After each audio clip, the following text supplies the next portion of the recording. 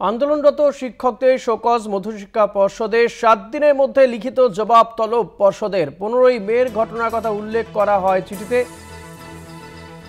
শুভঙ্কর মণ্ডল রয়েছেন আমার সঙ্গে টেলিফোনে। শুভঙ্কর, কি জানা যাচ্ছে এই বিষয়ে?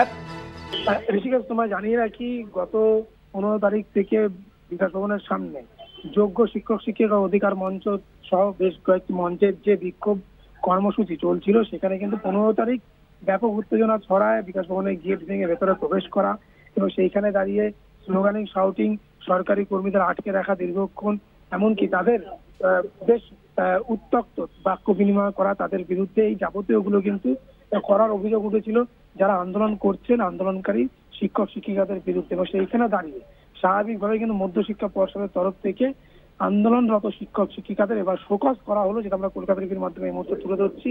শোকজ করা হয়েছে মধ্যশিক্ষা পর্ষদের মাধ্যমে, যেহেতু মধ্যশিক্ষা পর্ষদ এইসব শিক্ষক শিক্ষিকাদের কিন্তু চাকরি নিয়োগপত্র দিয়ে থাকে, তাই মধ্যশিক্ষা পর্ষদ হচ্ছে নিয়োগ দেওয়া অথরিটি।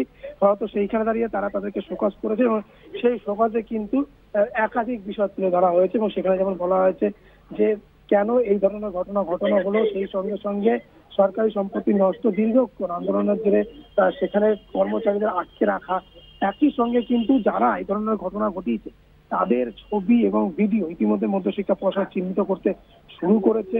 বেশ কয়েকজনকে চিহ্নিত করা হয়েছে এবং সর্বোপরি মধ্যশিক্ষা পর্ষদ কিন্তু একেবারে নাম ধরে ধরে তাদেরকে, সেই সব শিক্ষক শিক্ষিকাদের নাম ধরে ধরে, কারণ তুমি জানো 31শে ডিসেম্বর পর্যন্ত তাদের কার্যকালের মেয়াদ রয়েছে, তাই কেন তারা এরকম হিংসাত্মক হলেন, কেন এইভাবে গেট ভাঙা হলো, কেন ভেতরে গিয়ে এই ধরনের বচসায় তারা জ্বলালেন, দীর্ঘ কর্মীদের এইভাবে বা কর্মচারীদের এইভাবে আটকে রাখে, এই যাবতীয় নিয়ে কিন্তু শোকজ করা হয়েছে এবং তাদেরকে অবিলম্বে শোকজের জবাব কিন্তু দিতে বলা হয়েছে।